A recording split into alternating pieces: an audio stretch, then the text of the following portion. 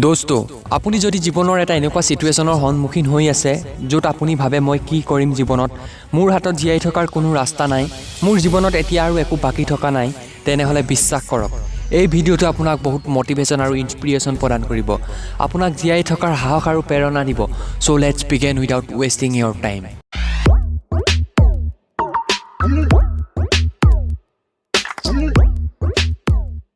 সকলোতকৈ প্ৰথমতে মই আপোনাক সুধিব বিচাৰো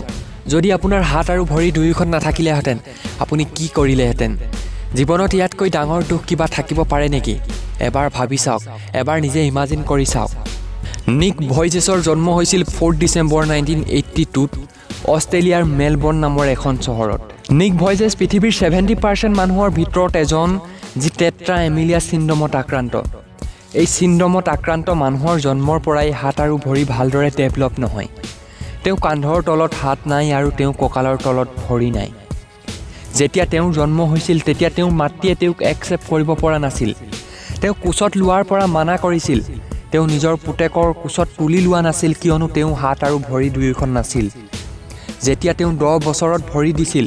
তেতিয়া তেওঁ ইমানেই ডিপ্ৰেছনত ভুগিছিল যে তেওঁ পানীত পৰি আত্মহত্যা কৰিব লৈছিল কিন্তু সৌভাগ্যবশতঃ তেওঁক এই আত্মহত্যাৰ পৰা ৰক্ষা কৰিলে তেওঁৰ ঠাইত অন্য বেলেগ ব্যক্তি হোৱা হলেও নিশ্চয় হেইটোৱে ভাবিলেহেঁতেন যে জন্ম হওঁতেই তেওঁ পিতৃ মাতৃয়ে তেওঁক কিয় মাৰি নেপেলালে কিন্তু আপুনি হয়তো বিশ্বাস কৰিবলৈ টান পাব তেওঁ 15 বছৰ বয়সত তেওঁ পাব্লিক স্পিকিং কৰিবলৈ আৰম্ভ কৰিলে তেওঁ নিজৰ দুখ পাহৰি আনক মোটিভেট কৰিবলৈ আৰম্ভ কৰিলে তেওঁ 21 বছৰ বয়সত নিজৰ বিকম কমপ্লিট কৰিলে যেনেদৰে এজন নৰ্মেল মানুহে কমপ্লিট কৰে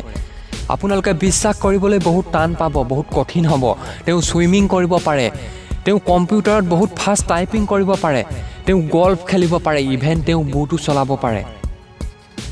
আপোনালোকে নিশ্চয় ভাবিছে এজন হাত ভৰি নথকা মানুহে এই সকলোবোৰ কাম কেনেকৈ কৰিব পাৰে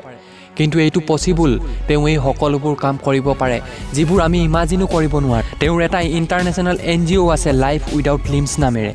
তেওঁ এজন বহুত ডাঙৰ মোটিভেশনাল স্পিকাৰ ফাইনালি তেওঁ এজন বহু সুখী ব্যক্তি কেৱল ইমানেই নহয় তেওঁ বহু ফিল্মত কাম কৰিছে তেওঁ বহু কিতাপ পাব্লিছ কৰি উলিয়াইছে life without limbs limitless love without limbs strength strong attitude is everything the power of unstoppable একচেপ্টাৰ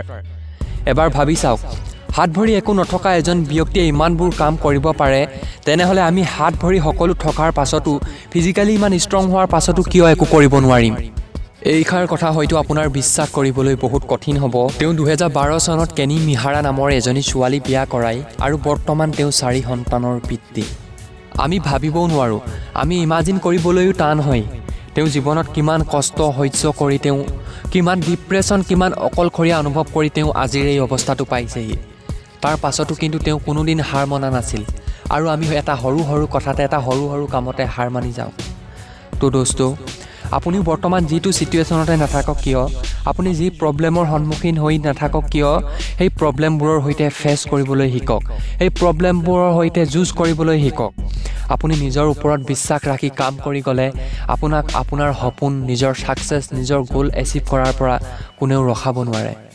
So thank you so much everyone for watching this video.